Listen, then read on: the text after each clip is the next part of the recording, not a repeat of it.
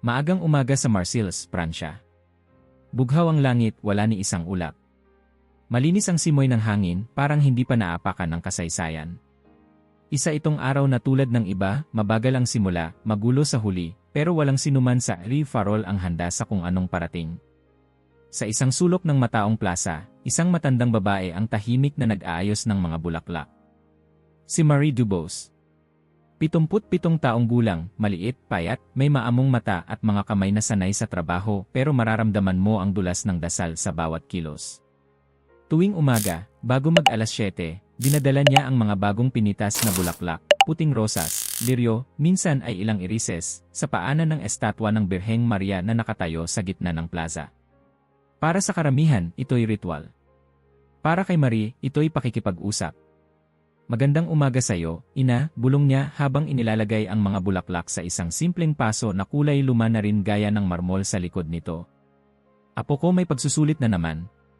Parang hindi siya handa. Pero matalino iyon. Mas matalino sa tatay niya. Umihip ang hangin at may isang petal ng rosas na tumama sa mukha niya. Napangiti siya. Sa kabilang bahagi ng plaza, unti-unting bumubukas ang mga kapehan. Ang mga waiter, bagong gising pa ang mata, nagwawalis ng terrace. Amoy ng espresso at croissant ang nagsimulang lumutang sa hangin. Ang mga bata sa kalapit na eskwelahan, nakabackpack, tumatawid habang nagkukulitan. Lahat ay pamilyar. Pero may kakaibang presensya sa hangin. Hindi ito halata agad. Isa yung uri ng katahimikan na tila may pinipigilang sumabog. At sa gitna ng mundong ito, nakatayo ang estatwa ng Birheng Maria, 12 talampakang taas, inukit sa marmol mula pa noong 1600 s, nakaangat sa granite pedestal na parang reyna ng lumang panahon. Bago tayo magsimula, mag-like at mag-subscribe dahil may mga bagay dito na kailangan mong malaman bago ang sinuman. Nakita mo yan, bulong ng isang vendor sa kaibigan niya habang tinuturo ang isang lalaking nakaputing robe na parang nawawala. Ah, baka turista. Ang dami ngayon, lalo't kapistahan. Hindi turista yan. Tignan mo kung paano siya tumingin sa rebulto. Ang lalaki tumigil. Tumindala sa estatwa. Tila sinusukat ito. O baka kinakausap sa isipan. Sa mga pader ng plaza, may ilang poster na may mga mensaheng nagtatanong, may lugar pa ba ang mga simbolo ng nakaraan sa bagong Pransya? Hindi ito bago. Tuwing Agosto, laging may mga diskusyong ganyan, lalo na tumataas ang tensyon sa lungsod. Marseilles ay lungsod ng halo-halong pananampalataya, Muslim, Katoliko, Ateista, Kristyanong Orthodox, Sikh. Lahat narito. At lahat may pananaw. Ngunit ngayong taon, mas mabigat ang pakiramdam. Social media ay nagliyab sa mga hashtag, mga kampanyang panrelihiyon, mga video ng galit, mga komentong nagpapasabog ng away kahit sa pagitan ng magkakapitbahay. May nangyaring hindi mo pa man alam pero nararamdaman mo na. Marie, narinig mo ba yung tungkol sa lalaki mula Brussels? Tanong ng isa pang vendor, si Theo, habang bitbit ang tray ng baget. Alin? Sagot niya, hindi inaalis ang tingin sa rebulto. Yung imam daw. Rashid Al-Manshuri. Dito pupunta. Sikat na provocateur. Galing pa ng Morocco, tapos nag-aral sa VOA. Ang sabi, galit sa mga simbolo ng relihiyon sa publiko. Hindi sumagot si Marie. Nilagay niya ang natirang bulaklak. Tumingin sa rebulto. Tahimik. Hindi ko alam kung anong meron sa araw na to, Deo, mahina niyang sabi, pero hindi ito parang ibang mga araw. At parang sagot sa sinabing iyon, huminto ang isang itim na sedan sa gilid ng plaza. Maayos ang preno. Tahimik. 2 segundo walang bumababa. Lahat ng mata ay biglang lumipat sa kotse. Bumukas ang pintuan. Unang lumabas ang isang lalaki, matangkad, maayos ang bigote, maputi ang damit na tradisyonal. Dala-dala ang isang maliit na bag at isang wireless microphone. Sumunod sa kanya ang mga tao, lalaki, babae, may dalang mga banner. Mga mukha na seryoso, walang halakhak, walang sigla. Organisado. Yan na siya, bulong ng isang estudyante sa tabi ni Marie. Si Rashid Al-Manshuri. Lalaki na hindi taga Marseilles pero kilala ng halos lahat dahil sa kanyang viral na speeches. Sa mga podcast. Sa mga debates. Sa galit ng ilan. Sa tagahanga ng iba. Tahimik siyang tumayo sa harap ng estatwa. Pinindot ang switch sa mic. Testing niya. Umalinggaw ang tunog sa mga pader ng lumang gusali. Maraming bintana ang biglang bumukas. Marina pa atras ng kaunti. Ang mga vendor nagsimulang magsara ng paninda. May mga umalis. May mga dumaan para lang makiusisa. Ang mga bata, pinapasok sa paaralan agad. At dito nagsimula ang pangungusap na hindi makakalimutan ng sinuman sa Marcellus, kahit gaano pa sila katatag o karasyonal. Sa araw ng kapistahan ng isang relihiyosong imahen, sabi ni Al-Mansuri sa malumanay na Pranses, dumarating tayo hindi para lumaban, kundi para tanungin. Ang ilan ay nagtaas ng kilay. Iba, natahimik. Tanungin, sa lungsod na 30% Muslim, bakit ang simbolo ng pananampalatayang ito ay nakatayo pa rin sa gitna ng pampublikong espasyo? Bakit tayo pumapayag na ang estado ay bulag sa kasaysayang hindi naman para sa lahat? Nagbuntong hininga si Marie. Parang alam na niya kung saan ito papunta. Gusto niyang umalis. Pero nanatili siya. Hindi ito pagkamuhi. Hindi ito gulo. Ito'y pagtawag ng pansin. Panahon na para iangat ang boses ng mga hindi nakakarinig. Panahon na para alisin ang mga simbolo na pumipigil sa tunay na sekularidad. May mga palakpak. May mga tumayo. May mga sumigaw ng irrespected nos traditions. Si Marie, nanginginig ang kamay, pinulot ang kanyang tasa ng kape. Ang mga mata ni Al-Mansuri ay tumingin sa estatwa. Ilang segundo lang. Pero para sa lahat ng nakatingin, parang oras ang lumipas. Sa harap ninyong lahat, Anya, ay isinasagawa ko ngayon ang isang pagkilos ng civil disobedience. Isang simbolikong pag-alis ng isang simbolo ng pribilehiyo. Tumango siya sa isang kasama. Binuksan ng lalaki ang bag. At doon kinuha ang martilyo. Tumigil ang oras. Ang unang tunog ng metal na sumayad sa marmol ay parang putok sa kalangitan. Testing niya. Isang matinis na feedback ang tumalbog sa mga pader ng lumang gusali. Isang bata ang napasigaw sa gulat, ang ibang mga residente ay napatingin mula sa kani-kanilang mga bintana. Ang plaza, na ilang minuto lang ang nakalipas ay puno ng mga tinig ng pag-aalmusal at bulong ng chismis, ay biglang natigilan. Tiningnan ni Al-Mansuri ang kanyang mikropono, inikot ng marahan ang katawan at hinarap ang karamihan. Sa unang tingin, maamo siyang tignan, malinis, tahimik, kontrolado. Pero may kung anong nakatago sa ilalim ng tinig niya, isang talim na hindi mo agad kita, pero alam mong naroon. Ito po ay isang mapayapang pagtitipon, anya sa Pranses. Hindi kami narito para saktan. Hindi kami narito para maghasik ng gulo. Tahimik ang karamihan. May mga nagbubulong. May ilang nagre-record. Ang mga vendor ay kalahating nakabantay, kalahating handang magsara ng stall kung sakaling kailanganing tumakbo. Pero narito kami, patuloy ni Al-Mansuri, dahil sa tanong. Humakbang siya ng kaunti. Parang guro sa gitna ng klase. Tanong na hindi sinasagot sa loob ng daan-daang taon. Tanong na iniwasan. Tanong na ngayon, kailangan nang sagutin, ano ang lugar ng isang relihiyosong simbolo sa gitna ng isang demokratikong lipunan na may iba't ibang pananampalataya? May humiyaw, tradisyon yan. Sumagot si Al-Mansuri agad, pero hindi galit. Tradisyon na hindi para sa lahat, kapatid. Tradisyon na itinayo noong panahon ng kolonyalismo, ng pagsakop ng isang pananaw. At ngayon, tayo ay narito sa lungsod kung saan ang isang katlo ay hindi katoliko. Pero ito, sabay turo sa rebulto, ay siyang sentro ng ating pampublikong espasyo. Dumagdag ang mga kamera. Ilan sa mga kabataan ay nagsimulang mag-live sa social media. Ang mga tagasunod niya ay humakbang pasulong, lumilikha ng kalahating bilog sa paanan ng estatwa. Tahimik pa rin si Marie, pero ang kamay niya ay hindi mapakali sa hawak ng kape. Alam ko ang iniisip ninyo, dagdag ni Al-Mansuri. Na ito ay hindi tamang araw. Na ito ay banal. Na ito ay kapistahan. Tumigil siya. Huminga.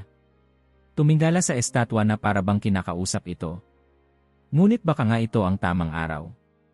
Ang araw kung kailan dapat nating tanungin ang mga banal, sino ba ang may karapatang maging sentro? May ilang tumango. May ilan ang umiling. Sa dulo ng plaza, may isa pang lalaki, mukhang lokal, ang sumigaw, wala kayong karapatang sirain to. Kami lumaki sa anino ng rebultong yan. Pero sa halip na sagutin ng galit, ngumiti si Al-Mansuri. At ilang bata kaya ang lumaki sa aninong hindi kanila? Ilang Muslim ang lumakad sa plaza araw-araw na tinititigan ng simbolong hindi nila pinili. Ilang Jewish, ilang atheist, ilang refugee ang napilitang magpanggap ng paggalang sa rebulto na hindi sumasalamin sa kanila. Nagkatinginan ang ilan sa mga dumalo. Ang kanyang tinig ay walang puwersa, pero may timbang. Hindi siya sumisigaw. Pero para kang kinakausap ng diretsyo. Hindi ito laban sa pananampalataya, anya. Ito ay laban sa eksklusibong representasyon sa espasyo ng lahat. Lalong dumami ang mga taong nakapaligid. Ang iba'y naintriga, ang iba'y galit, ang iba na may tahimik lang at nagmamasid. Lahat ay naghihintay kung ano ang susunod. Tumigil si Al-Mansuri sa pagsasalita. Mula sa kanyang bulsa, inilabas niya ang isang papel. Binasa ito. Sa ngalan ng mga hindi naririnig, ng mga hindi kinakatawan, ng mga laging isinasantabi, ako, Rashid Al-Mansuri, ay nananawagan ng simbolikong pagkilos. Napatingin si Marie kay Theo na ngayon ay lumapit sa kanya, hawak pa rin ang tray ng hindi na ibentang pananghalian. Marie, ano nang pakiramdam mo? Bulong ni Theo. Parang may paparating, sagot niya. At hindi ko alam kung bagyo o lindol. Ang mga salita, patuloy ni Al-Mansuri, ay may hangganan. Ngayong araw ay simula ng pagtatapos ng katahimikan. Pumindot siya sa mikropono. Tumulog muli ang feedback. Tumango siya sa isang kasama. Binuksan ng lalaki ang bag. Doon kinuha ang martilyo. Ang mga tao ay napaatras. Si Marie ay hindi na makahinga. Si Theo ay naibagsak ang tray. Isang buntis na babae sa gilid ay mabilis na iniwan ang lugar. May batang lalaki ang napaiyak. At sa harap ng lahat, sa gitna ng isang lungsod na punong-puno ng kasaysayan at tensyon, inangat ni Rashid Al-Mansuri ang martilyo sa ibabaw ng kanyang ulo. Isang segundo. 2. Bumagsak ang martilyo. Tumama sa base ng marmol. Isang matalim, matunog, mabigat na bitak ang sumabog sa hangin. At sa mismong sandaling iyon, libo-libong cellphone sa buong mundo ang nagsimulang magbigay ng notification. #Farol #Rebulto #Marcils Now #Live Miracle #Religious Tensions. Ang unang bitak ay hindi lang sa marmol. Ito'y bitak sa araw. Bitak sa kasaysayan. Bitak sa pagitan ng kung anong alam natin at kung ano pa ang hindi natin kayang ipaliwanag. Pak! Isang tunog na masyadong matinis para sa martilyo pero masyadong mabigat para sa simpleng bitak. Parang tunog ng kasaysayang biglang umuungol o isang katahimikan na pilit binuksan. Ang lahat ng nasa plaza ay tumigil sa paghinga. Maging ang mga ibon sa bubungan ng Caf d'Arts ay biglang lumipad paalis. Ang unang hampas ni Al-Mansuri ay tumama sa base ng estatwa, sa pagitan ng paanan ng Birheng Maria at ng granite pedestal na sumuporta rito ng mahigit 4 na siglo. Walang sumigaw agad. Wala ring pumigil. Ngunit may kung anong sumikip sa paligid. Parang ang hangin ay nainis. Si Marie Dubos na nakapako sa lugar ay parang nahiwa sa pagitan ng panahon. Sa isang iglap, naalala niya ang pagsabog ng bomba noong gyera, ang pagdating ng malalaking barko sa daungan, ang gulo ng mga welga noong dekada 70. Pero ito iba. Walang putok. Walang armas. Pero parang sumabog ang buong kaluluwa ng lungsod. Ang pangalawang pukpok ay sumunod bago pa makapagdesisyon ang sinuman kung lalapit o lalayo. Pak! May lumipad na piraso ng marmol. Dumagundong ang mga kampana ng kalapit na katedral. Hindi dahil 9:00. Maaga pa. Walang nakaprograma. Pero tumunog. Sa likod ng plaza, isang matandang lalaki ang napaluhod.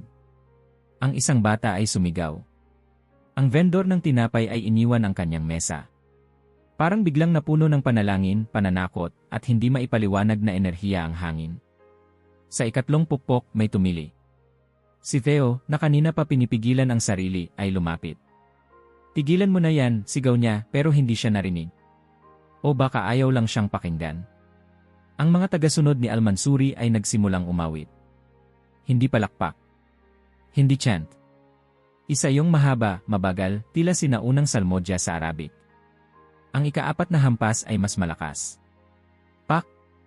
Ang crack ay umabot sa paanan ng Birheng Maria. Isang guhit na parang kidlat sa ilalim ng kanyang robe. Ang mga mata ng mga nakapaligid ay sabay-sabay na lumipat sa estatwa. Parang nagiging tao. Parang nasasaktan. Sa mismong sandaling iyon, sa kalayuan, may isang babae ang lumabas ng taxi. Suot ang windbreaker at may dalang bag na may logo ng Aix-Marseilles University. Siya si Elena Rodriguez, isang climatologist na sanay sa pagsukat ng mga pattern ng hangin at pressure systems. May mali, bulong niya sa sarili, habang inaabot ang maliit na barometro mula sa bag tumingin sa langit, bughaw pa rin, pero may aninong tila gumagapang mula sa kanluran. Hindi ulap. Hindi usok. Parang sinag ng bagyo na hindi marunong dumaan sa tama. Pak! Ang ikalimang hampas. Si Marie ay nagmamadaling ayusin ang mga bulaklak na nalaglag mula sa altar ng paanan ng rebulto. Ang mga petals ng rosas ay nagsisimulang kumalat sa cobblestones na parang sinadyang ikalat ng hangin. Sa 6 na hampas, nagsimulang umihip ang hangin, malamig, walang direksyon. Isa sa mga bata sa gilid ay napaluhod dahil sa biglang pagbabago ng temperatura. Ang mga papel na dating flat sa mga mesa ay lumipad, pabilog, paikot. Sa kanyang instrumento, napansin ni Rodriguez ang imposible, pagbaba ng pressure na parang bagyo sa kalagitnaan ng tag-init. Walang ulan. Walang ulap. Pero ang presyon ay bumaba ng higit sa 1 millibar sa wala pang 2 minuto. Teka, bulong niya habang nagsimulang mag-type sa tablet. Pak! Ang ika-7 pukpok ay dumating bago pa makapagsalita si Marie. Parang may kumalabog sa puso ng lahat. At sa harap ng lahat, ang kanang kamay ng Birheng Maria, nakataas, nakabukas, tila nagbibigay ng pagpapala, ay biglang natanggal. Bumagsak ito sa sahig na parang baso. At sa mismong saglit na yon tumigil ang hangin. Ang plaza ay hindi umingay. Tahimik ito sa paraang nakabibingi. Lahat ay napatingin sa kamay. Nakahiga ito sa bato, para bang sinasabi, tama na. Pero hindi pa tapos si Al-Manshuri. Hawak pa rin ang martilyo, tumingin siya sa langit. Napansin ni Rodriguez ang pagbabago, may pag-ikot sa hangin sa itaas. Hindi malawak. Lokal. Parang vortex. Pero walang sentro. Hindi ito pwede, usal niya habang kinokolekta ang readings. Hindi ito normal. Hindi ito Biglang may tumalsik na patak ng ulan. 1, 2, 10. Pero hindi ito normal din. Ang ulan ay hindi bumagsak ng pantay. Ang ilang bahagi ng plaza ay nabasa, ang iba ay nanatiling tuyo. Ang mismong estatwa, bagamat nasa gitna ng bagyo, ay nanatiling tuyo. Isang pader ng hangin ang tila pumipigil sa tubig. Pero si Al-Manshuri, ilang hakbang lang ang layo, ay nabasa agad. Ang kanyang puting damit ay dumikit sa balat, at ang martilyo ay biglang tila naging mas mabigat sa kamay niya. Parang pinipilit siyang bumitiw. Si Marie, sa kabila ng lahat, ay hindi umalis. Pinulot niya ang mga rosas. At sa kanyang sorpresa, ang mga bulaklak ay tila lumalaki. Ang mga puting rosas na lanta na kanina pa ay biglang bumuka. Muli. Parang sumabog ang buhay mula sa kanila. Hindi ito ilusyon. Ramdam niya ang dampi. Ang bango. Ang init. Hindi lang ulan to, sabi niya kay Deo na ngayoy bumalik sa tabi niya. May dalang enerhiya ang hangin. Si Al-Manshuri, ngayon ay basang-basa, ay muling inangat ang martilyo. Walang makapipigil sakin, sigaw niya. Ang simbolo ng pribilehiyo ay dapat mawala. At sa pagsigaw niyang iyon, bago pa niya maibaba muli ang martilyo, isang bagay ang nangyari. Isang bugso ng hangin, hindi galing sa kanan, hindi mula sa kaliwa, parang nagmula sa mismong gitna ng hangin, ay biglang tumama sa kanya. Ang kanyang katawan ay tumilapon pabalik, ang mga paa ay sabay-sabay na umangat mula sa lupa. Ang martilyo ay lumipad mula sa kanyang kamay at bumagsak sa cobblestones ilang metro ang layo, gumulong, at huminto sa paanan ni Marie. Walang humawak sa kanya. Walang humila. Parang itinulak siya ng kalangitan mismo. Nalaglag siya sa lupa, isang tunog ng laman sa bato. Hindi siya gumalaw agad. Sa sandaling iyon, ang plaza ng SU Farol ay naging katahimikan ng paniniwala at takot. At nagsimula ang ulap sa langit na dumikit sa isa't isa. Si Rashid Al-Manshuri ay nakahandusay sa malamig na cobblestones, ang kanyang katawan nakatihaya, ang mukha niya hindi mo masabi kung galit, gulat, o gulo ng lahat. Ilang metro ang layo, nakalatag ang martilyong ginamit niya, tahimik, parang wala ng halaga. Pero ang paligid hindi tahimik. Hindi talaga. Sa labas ng bilog, umaalulong ang hangin. Paikot. Tuloy-tuloy. Tulad ng ipo-ipo pero walang sentro. Isang bagyong paikot na hindi gumagalaw. Ngunit sa loob ng bilog, isang perpektong 1-0 metrong pabilog na espasyo sa paligid ng estatwa, katahimikan. Walang hangin. Walang ulan. Walang galaw. At sa gitna ng katahimikang iyon, nakatayo pa rin ang Birheng Maria. Putol ang kanang kamay. May lamat sa dibdib. Ang mukha na dati maamo pero inosente, ngayon ay parang may bigat. Parang may damdamin. Si Marie Dubos ay nakaupo malapit sa pedestal. Hindi niya napansing lumapit siya. Hindi niya rin namalayang hawak pa rin niya ang isang puting rosas na lumago sa mismong bagyo. Hindi siya nagsasalita. Basta'y nakatitig. Hindi siya nag-iisa. Si Ia Elena Rodriguez ay nakayuko sa kanyang tablet. Patuloy na sinusubukang intindihin ang mga pagbabago sa pressure, hangin, humidity. Pero lahat ng reading ay hindi nakapanipaniwala. Sa screen, wind speed, 72 G, surrounding, wind speed, 0 G, inside center, temp diff, negatibo 12 degree, electromagnetic activity, erratic. Teka lang, bulong niya. Hindi ito weather phenomenon. Para itong localized disruption sa atmospheric field. Pero walang pattern. Walang paliwanag. Sinubukan niyang i-upload ang data sa server ng universidad. Error. Walang signal. Sinubukan niya ang satellite uplink. Wala ring koneksyon. Tumingin siya sa paligid. Sa labas ng bilog, may mga pulis na nagdatingan pero parang nahihirapan silang lumapit. May mga barikada na pero parang hindi ito sapat para pigilan ang mga taong pilit pa ring sumisilip, nagre-record, sumisigaw. Control, this is Officer Leclerc. Negative signal. We need backup, I repeat. Putol ang radyo. Nagkakatinginan ang mga opisyal. Isa sa kanila, si Sergeant Michelle Blantz, ay lumapit sa perimeter ng bilog pero agad na umatras. Parang may pader, sabi niya. Hindi nakikita. Pero mararamdaman mo. Para kang tinutulak pa atras. Habang ang plaza ay nababalot ng kaguluhan, sa gitna ng bilog, biglang tumulo ang unang luha. Hindi galing sa langit. Galing sa mismong mata ng estatwa. Isa lang. Una. Tapos pangalawa. Ang linaw ng patak ay kakaiba, hindi siya ulan. Hindi siya pawis. Hindi siya epekto ng ambon. Ang patak ay malaki, mabagal at dumaan sa marmol na parang balat. Bumaba sa pisngi. Dumaan sa bibig. Bumagsak sa paa ng estatwa. At doon ito namuo sa maliit na poodle. Diyos ko, usa ni Marie. Umiiyak siya. Si Ia Rodriguez ay mabilis na lumapit. Kinuha ang isang sterile sample vial mula sa kanyang emergency field kit. Sinubukang sumalo ng patak. Pero bago pa siya makalapit, may boses na pumasok sa bilog. Magsitabi kayo. Isang lalaking may maputing buhok, may suot na itim na kasulya, at may hawak na maliit na lalagyan ng banal na tubig. Si Padre Antoine Moro. Ang pari ng Cathedral de la Major. Tahimik siyang pumasok sa bilog at sa sorpresa ng lahat, walang pumigil sa kanya. Walang hangin. Walang pagtulak. Lumuhod siya sa harap ng estatwa. Binuksan ang lalagyan. Pinunit ang katahimikan sa isang panalangin. Sancta Maria, ora pro nobis e. Habang binubuhos niya ang banal na tubig sa paanan ng rebulto, lumalim ang liwanag sa paligid. Ang crack sa marmol, na parang sugat sa matandang balat, ay biglang nag-umpisang kumipot. Hindi agad nagsara. Pero unti-unti. Halos parang humihinga. Ang bawat patak ng banal na tubig ay tinatanggap ng marmol, parang may uhaw.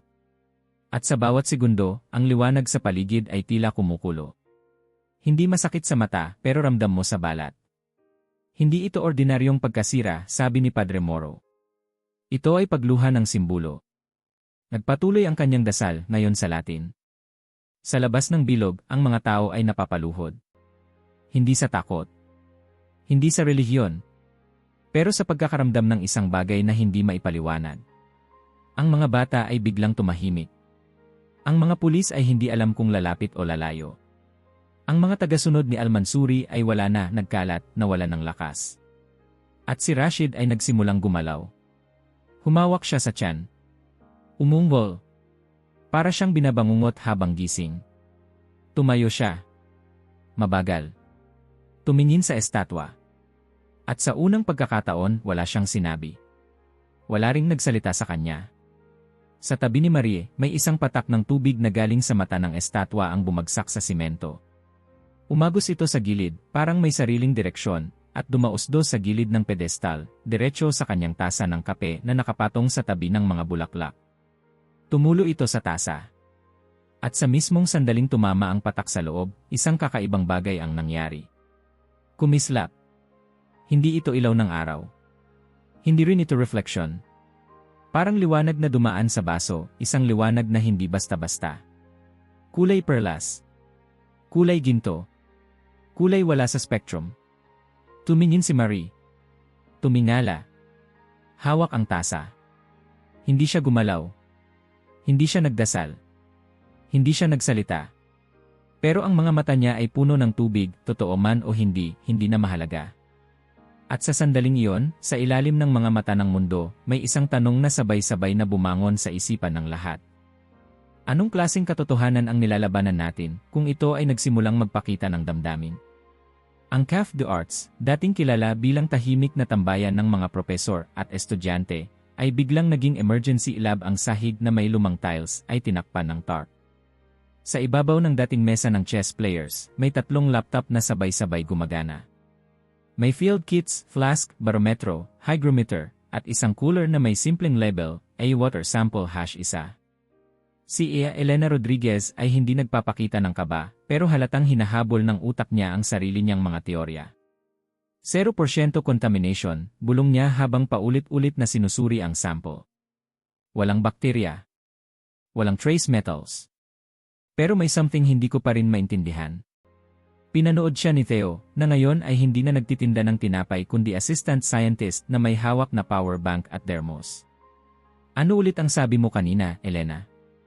Na itong tubig na ito, sabi niya habang inilalapit sa ilaw ang vial, ay mas malinis kaysa sa anumang sample mula sa natural spring o glacier melt. Pero may lumilitaw na spectral signature na hindi tugma sa kahit anong kilala nating element. Tumigil siya. Nagre-reflect siya ng wavelength na hindi dapat nakikita ng mata ng tao. Pero kitang-kita natin. Exactly. Sa labas ng CAF, hindi na lang Marcellus ang nakikinig. May mga van ng media sa gilid ng plaza. May mga drone sa himpapawid. May mga satellite truck na may logo ng CNN, Al Jazeera, NAI, at isang team na may insignia ng NIA Special Investigations. Ang mga anchor ay nag-uunahan sa mic. Ngunit sa mismong gitna ng ingay, ang loob ng bilog ay nanatiling tahimik at protektado. Kahit na may ilang photographer na pilit tumawid, tila pinipigil sila ng hangin o kung anumang puwersa ang bumabalot sa espasyong iyon. Hindi ito electromagnetic field, sabi ni Elena sa sarili habang sinusubukang iscan ang perimeter. Hindi rin ito radiation. Pero may frequency. May pulso. Habang sinusukat niya ang pagbabago sa pressure, dumarami naman ang mga taong dumarating. Mula sa hilaga ng lungsod, may mga grupo ng mga kabataan, iba't ibang lahi, iba't ibang pananampalataya na nagmarch sa paplaza, bit-bit ang cellphone at placards. May nakasulat sa karton, kung ito ay himala, kanino ito? Mula sa silangan, may mga madre na tahimik na nananalangin, bit-bit ang rosaryo. Sa kanluran, grupo ng mga imam at Jewish rabbis ang sabay-sabay na dumating. Sa timog, may mga taong walang pananampalataya pero nagdadala ng scientific journals, hawak ang mga notepad. Walang nagsisigawan. Pero ang tensyon ay parang alon sa ilalim ng katahimikan. Lahat ay lumalapit pero walang nakakasiguro kung anong makikita nila. At sa gitna ng lahat, si Rashid Al-Mansuri ay muling gumalaw. Pilit siyang bumangon. Pilit niyang nilalakad ang gilid ng bilog. Pero sa tuwing tatangkain niyang lumampas, parang may hangin na itinutulak siya pabalik.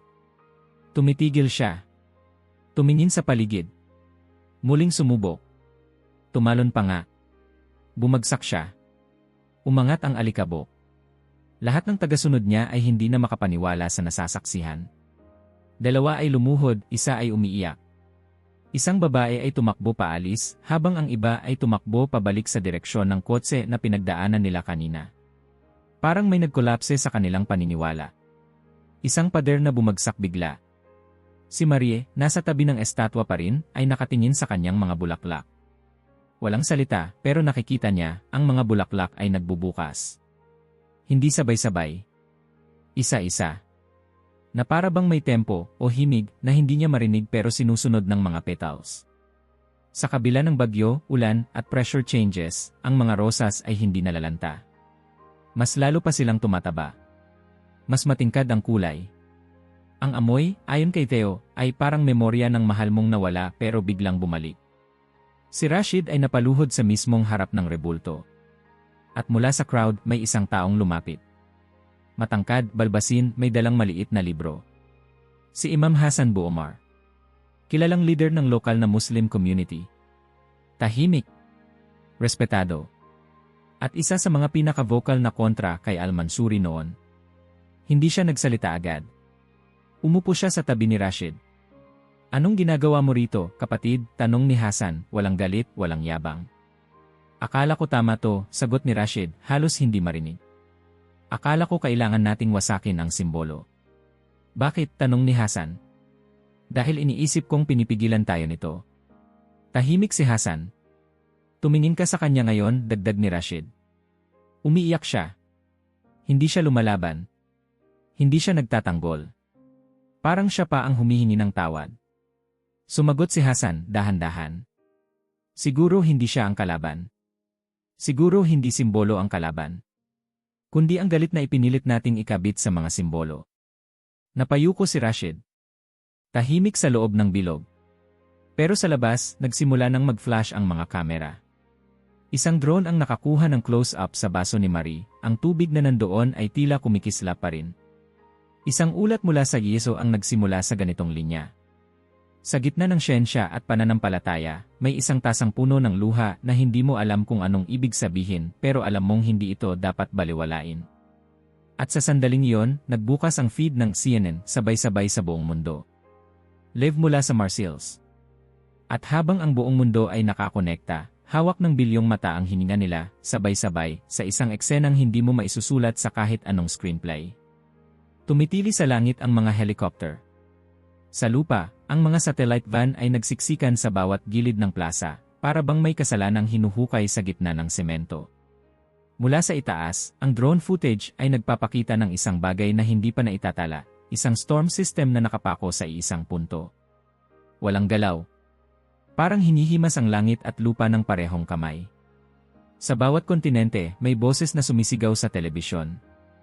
Live from Marseilles. Scientific impossibility. Religious awakening. Miracle or mass hysteria. Ang mundo ay hindi na nanonood, nahuhulog na ito sa mismong kwento. Sa loob ng Café de Arts, si Elena Rodriguez ay namumutla pero alerto, patuloy na sinusuri ang tubig mula sa estatwa. 3 sample vials na ang napuno, at lahat ay nagpapakita ng parehong resulta, purong tubig na lumalabag sa basic chemical laws. Walang impurity, walang bacteria, walang volatile compounds. Ngunit sa ilalim ng spectral analysis, ito ay sumisigaw ng, hindi ito dapat umiiral. Consistent anomaly, bulong niya habang pinipindot ang record button ng bagong voice memo. Hindi nagbabago kahit ihiwalay sa source. Ang molecular bond ay sobrang matibay, parang sinadyang likhain.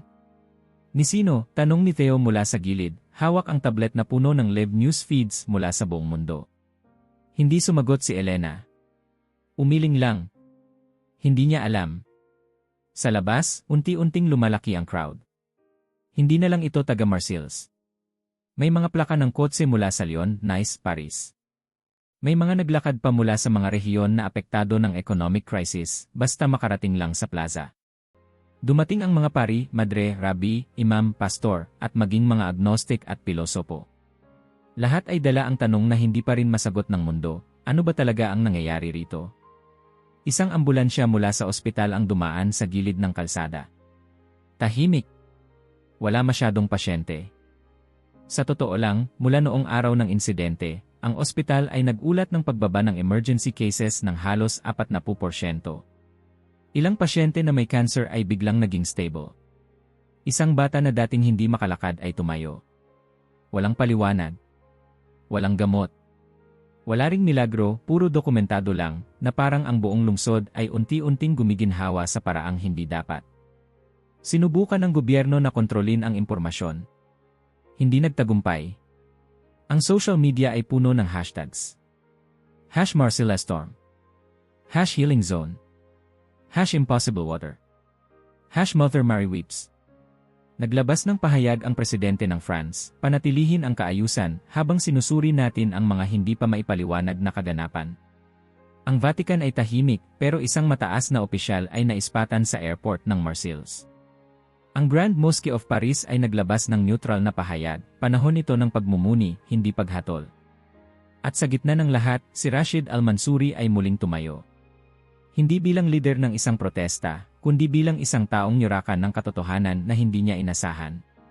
Sa ilalim ng araw na walang init, sa hangin na walang direksyon, sa paanan ng rebultong minsang gusto niyang wasakin, siya ay humarap sa kamera ng buong mundo. Hindi siya suot ang kanyang puting robe. Nakasuot siya ng simpleng gray na coat. Marumi. Basa. Parang hindi siya pinayagang palitan ang sarili niyang anyo. Mga kapatid, panimula niya sa Arabic na sinundan agad ng pagsasalin sa Pranses at Ingles, humihingi ako ng paumanhin. Tumigil siya. Tumingin sa rebulto. Ang galit ko ay hindi mula sa pananampalataya. Galing ito sa takot. Takot na hindi kami kasama sa kwento. Nasa gitna ng lungsod, kami nawawala. Pero mali ako. Kinagat niya ang labi. Dahil sa harap ng simbolo na ito, ako mismo ang naging bulag. Ang rebultong ito, na akala ko'y pader, ay naging salamin. Tahimik ang crowd. Ngayon, hindi ko natanong kung ang mga luha nito ay milagro. Hindi ko rin tanong kung ito ay siyensya. Ang tanong ko na lang, ano ang itinuturo nito sa atin? Mula sa crowd, may lumuhod. Sumunod ang isa. Hanggang lahat ng naroon sa loob ng bilog, sa labas ng bagyo, ay sabay-sabay na lumuhod. Walang nagsabi. Walang nanguna. Pero parang hinihila ng isang damdamin. Si Rashid ay huminga ng malalim. At sa ngalan ng pagkakaisa, ng pananampalataya at rasyonalidad, ng paghilom at pag-unawa ako'y humihiling. Tumingin siya sa mga kamera. Isang pulong. Sa lalong madaling panahon. Sa lugar na ito. Kasama ang mga lider ng lahat ng pananampalataya. At mga siyentipiko. At mga taong may tanong, hindi galit. Humakbang siya palapit sa rebulto. At kung papayagan niyong muli akong magsalita, hindi para magturo, kundi para makinig doon ako magsisimula. Walang palakpak. Pero ang katahimikan ay mas malakas kaysa sa kahit anong sigaw. Sa itaas, ang mga satellite ay nakatutok. Sa silid ng broadcast, ang mga producer ay sabay-sabay na nagsabing, huwag niyong putulin. I-air niyo lahat. At sa bilyong nanonood sa buong mundo, may isang linyang tumatak sa bawat puso. Minsan, ang totoong himala ay hindi ang tubig na umiiyak, kundi ang taong handang tumigil sa pagkawasak.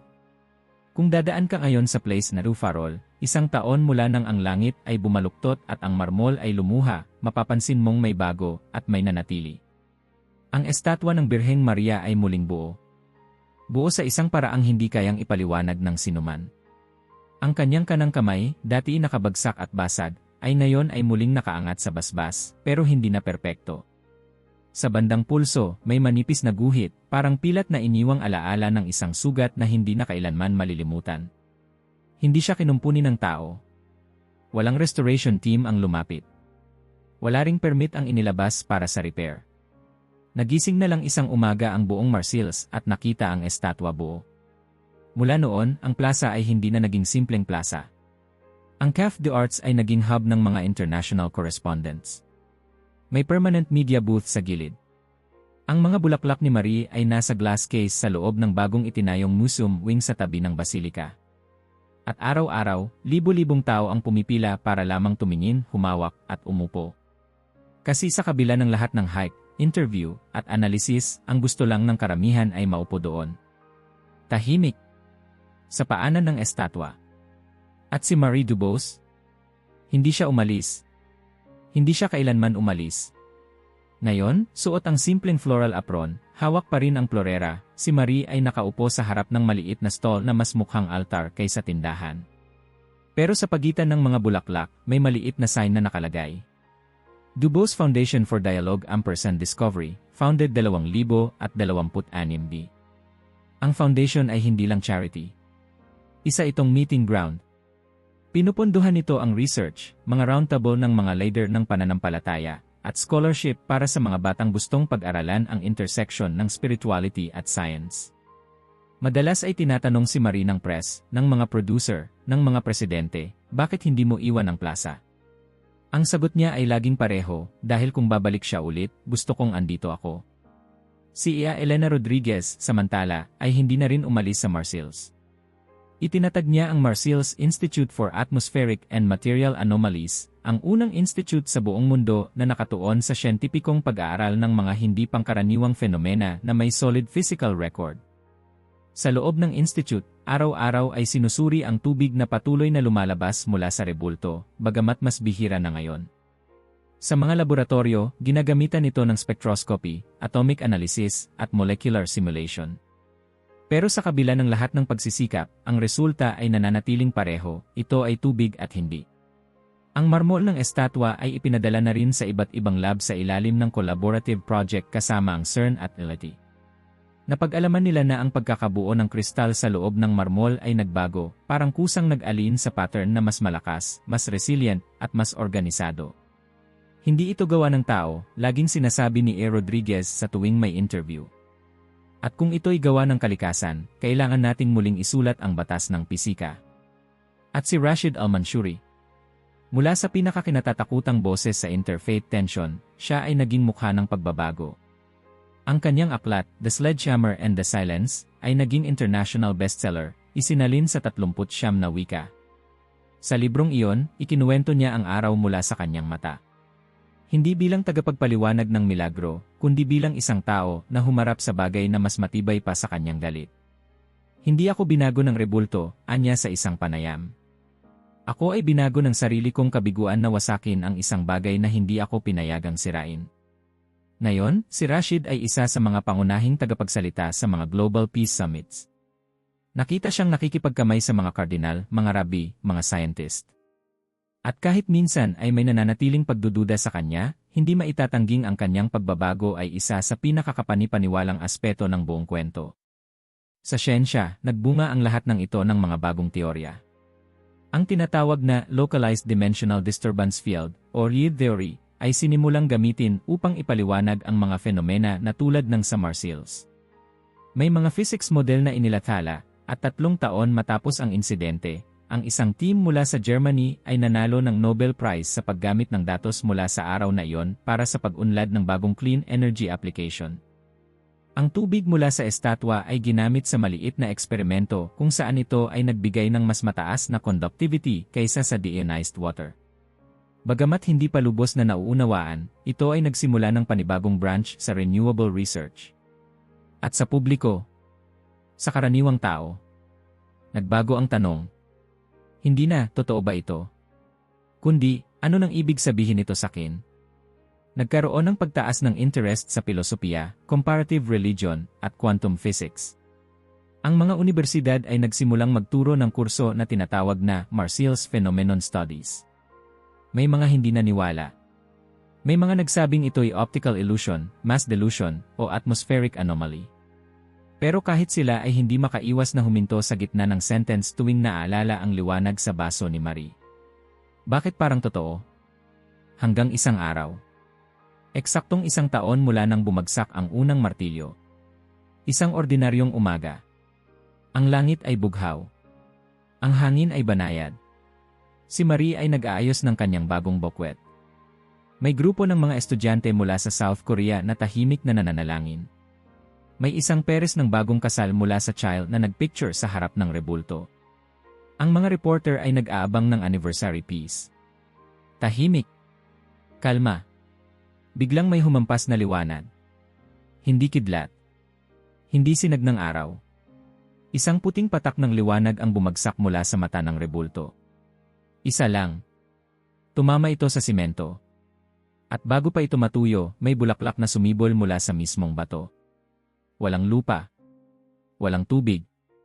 Isang rosas. Puti. Buhay. At sabay-sabay, parang may katahimikang dumaan sa buong plaza. Ang mga cellphone ay nagka-glitch. Ang mga reporter ay natulala.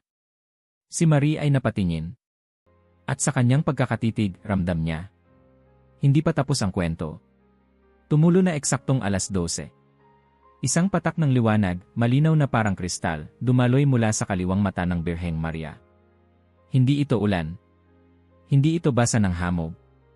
Tumulo ito na parang may dahilan, na parang alam kung kailan eksakto dapat mahulog. At sa pagkakataong ito, hindi lang si Marie ang nakakita. 28 kamera. 7 drone. Isang satellite feed. At milyon-milyong live viewers mula sa iba't ibang time zone, nanonood habang nangyayari. Walang ngiye. Walang audio track. Isang rebulto. Isang luha. Isang patak sa bato. At sa loob lamang ng 2 oras, muling umikot ang mundo sa plaza ng SU Farol. Hindi na ito commemoration, sabi ng isang reporter sa live broadcast. Ito na ulit ang epicentro. Hindi na bago ang crowd. Hindi na rin bago ang takot. Pero may bago sa pakiramdam ng lahat. Parang nagsisimula ulit.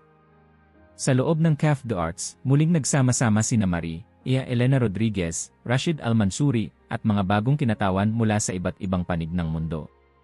Sa gitna ng mesa, nakabukas ang tablet ni Elena, ipinapakita ang bagong data mula sa huling patak, spike sa electromagnetic readings, temperatura na bumaba ng 6 degrees sa loob ng 30 segundo, at isang pulse frequency na eksaktong tugma sa unang insidente. Nagsisimula na ulit, sabi ni Elena, hindi bilang siyentipiko, kundi bilang taong iniiwasan ng maniwala, pero hindi na makaiwas. Hindi natin alam kung anong ibig sabihin nito, dagdag ni Rashid, nakatitig sa bintana kung saan tanaw ang estatwa. Hindi natin alam kung ito'y paalala, babala, o paanyaya. Ang tanong, singit ni Marie, ay kung handa tayong makinig kahit wala tayong sagot. Tahimik ang mesa. Lahat ay may sariling teorya. Lahat ay may sariling takot. Pero lahat ay ramdamang parehong bagay, ito'y hindi huli. Hindi pa tapos. Sa labas, unti-unting nagsimula ang mga bagong anomalya. Sa kalapit na parke, ilang bata ang nagulat na nakita nilang lumulutang ang mga dandelion seeds, pero hindi lumilipad. Lumulutang. Tulad ng maliliit na planeta sa sariling orbit. Sa isang ospital sa 3 arrondissement, 6 na pasyente ang sabay-sabay nagising mula sa koma. Lahat sa parehong minuto. At sa harap ng estatwa, may isang batang babae, mga 5 taong gulang, ang nilapitan ang basang bato kung saan bumagsak ang patak. Umupo siya roon. At mumiti. Anong ginagawa mo dyan, anak? Tanong ng ina. Kinakausap niya ako, sagot ng bata. Tahimik lang. Pero naririnig ko. Sa kabila ng galit ng ilang leader na nananawagang isara muli ang lugar, at sa kabila ng mga eksperto na nagsasabing dapat itong gawing restricted research zone, nagdesisyon ang isang international na council, walang gagalaw sa estatwa. Walang gagalaw sa plaza. Hindi ito kanila. Hindi ito atin. Hayaan muna natin siyang magsalita sa paraang kaya natin lang marinig kung tahimik tayo. 1 linggo ang lumipas. Ang mga siyentipiko ay abalang-abala. Ang mga panalangin ay mas tahimik. Wala nang mga banner. Wala nang sigawan. Hindi na ito debate. Ito ay pag-antabay. Sa mga boardroom ng Vikin, may isinusulat ng bagong protocol para sa Global Phenomena Response. Sa Vatican, may draft ng bagong encyclical na hindi pa pinangalanan. Sa mga laboratorio, ang bagong term ay Phenomenal Intelligence, isang teorya na nagsasabing maaaring may consciousness ang mga phenomenon na hindi galing sa tao. At si Marie?